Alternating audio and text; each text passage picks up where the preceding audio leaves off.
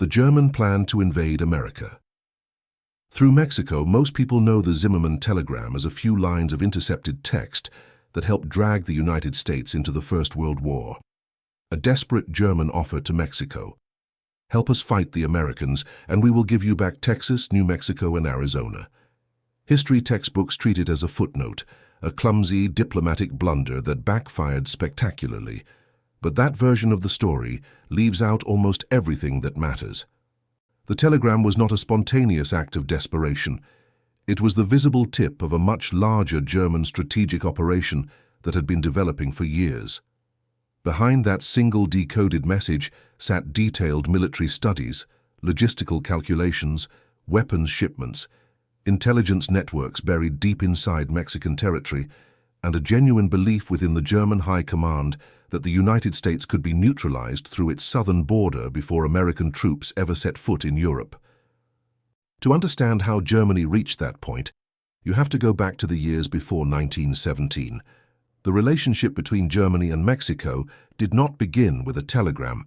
It began with money, weapons, and shared enemies.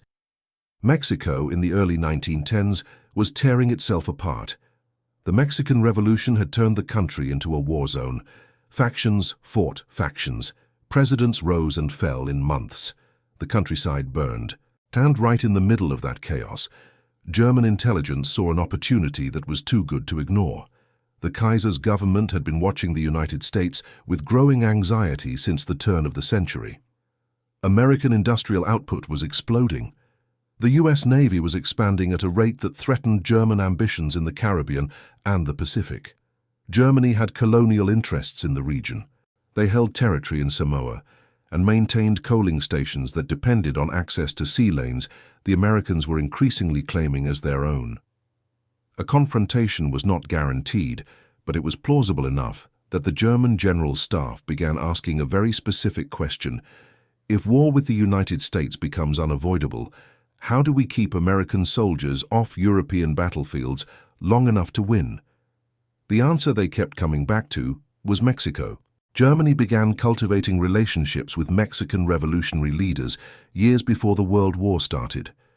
German arms dealers supplied weapons to various factions. German military advisors appeared in Mexico offering expertise and training.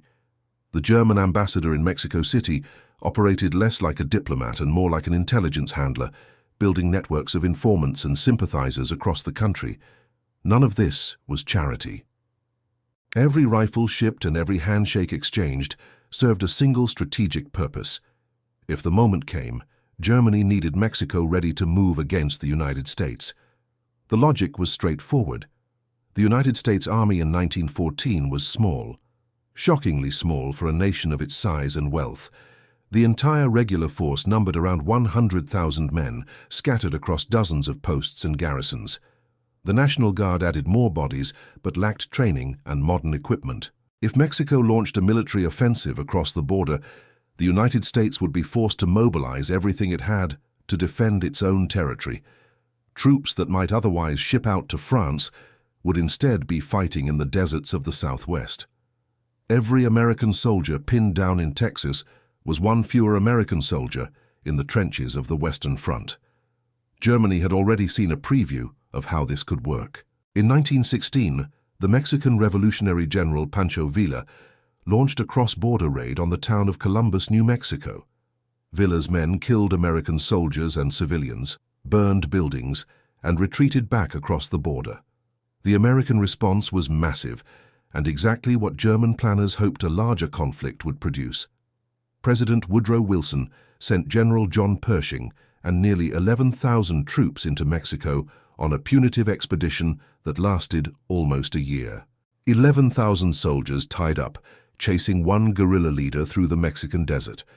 The German military attachés watching from the sidelines took careful notes. If one raid by a single faction could absorb that many American resources, what would a full-scale Mexican military offensive accomplish? By early 1917, Germany was running out of options in Europe.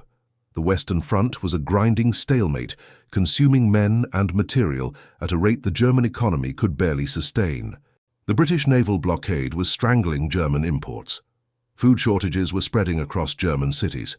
The military leadership, dominated by Erich Ludendorff and Paul von Hindenburg, made a fateful decision.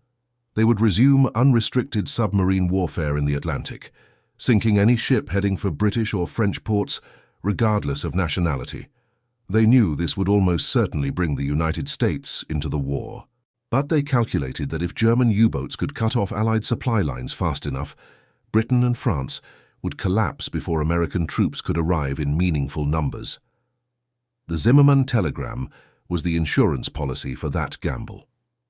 Arthur Zimmermann, the German Foreign Secretary, sent his coded message to the German ambassador in Mexico on January 16, 1917.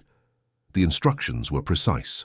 If the United States declared war on Germany, the ambassador was to approach the Mexican government with a formal alliance proposal. Germany would provide financial support and military assistance. Mexico would launch an offensive to recapture the territories lost in the Mexican-American War of 1848, Texas, New Mexico, Arizona.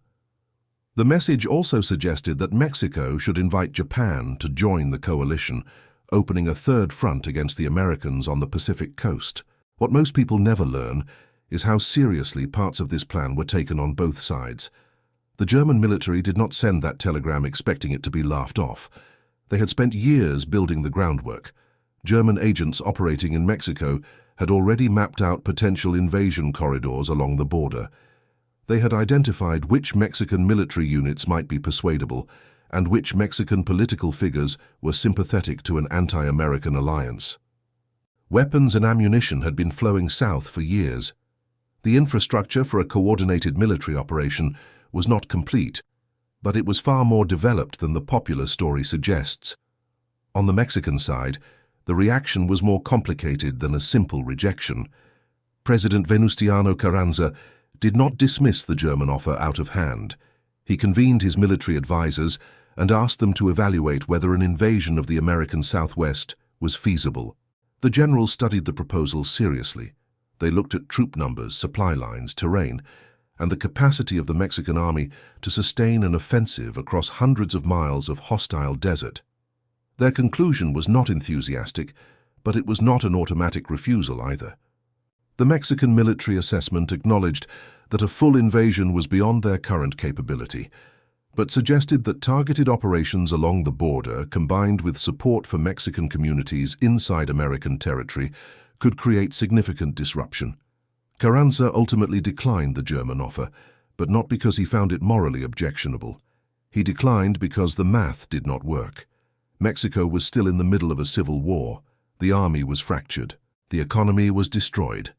Launching an external war while the country was eating itself alive from the inside would have been suicide. But the fact that the proposal received genuine military analysis tells you something important about how fragile the American southern border actually was during this period. The British intercepted the Zimmermann telegram through their code-breaking operation at Room 40 in the Admiralty. They decrypted it, sat on it for weeks while they figured out how to reveal it without exposing their intelligence capabilities, and then handed it to the American ambassador in London. When the contents were published in the American press on March 1, 1917, the public reaction was volcanic. Americans who had been skeptical about entering the European war suddenly saw Germany as a direct threat to their homeland. The telegram did not single-handedly bring America into the war, but it destroyed the remaining political resistance to intervention. 5 weeks later, Congress voted to declare war on Germany. But the German plans did not stop with the telegram's exposure. Even after the United States entered the war, German intelligence continued operating inside Mexico. Agents maintained their networks. Weapons continued to flow. German submarines made covert supply runs to the Mexican coast. There were documented cases of German operatives attempting to organize sabotage operations against American military installations and infrastructure along the border. The fear of a southern front remained real enough that the United States kept significant military forces stationed in the southwest throughout the entire war, forces that could have been deployed to France months earlier. The deeper story that history books rarely explore is what this episode revealed about American vulnerability. The United States in 1917 was a rising superpower with an almost undefended land border stretching thousands of miles. Its army was tiny. Its intelligence capabilities were primitive. A determined enemy with enough resources and the right local allies could have created chaos in the American heartland without ever crossing an ocean. Germany recognized this weakness and tried to exploit it. They failed not because the plan was stupid, but because their chosen partner was too broken to execute it. The consequences of the Zimmermann affair rippled far beyond 1917. It fundamentally changed how the United States thought about its southern border as a security concern. It accelerated the growth of American military intelligence. It planted seeds of suspicion between Washington and Mexico City that took decades to fade. And it demonstrated a principle that would shape American foreign policy for the rest of the century. The most dangerous threats do not always come from across the ocean. Sometimes they come from next door. The German General Staff filed away their Mexican strategy after the war ended. But the idea of using a neighboring country as a lever against the United States did not disappear from strategic thinking. It resurfaced in different forms in different decades, proposed by different adversaries who all noticed the same geographic reality that Zimmermann had spotted in 1917. The longest unfortified borders in the Western Hemisphere are also its greatest vulnerabilities. That calculation has never really changed. The only thing that changes is who is doing the math.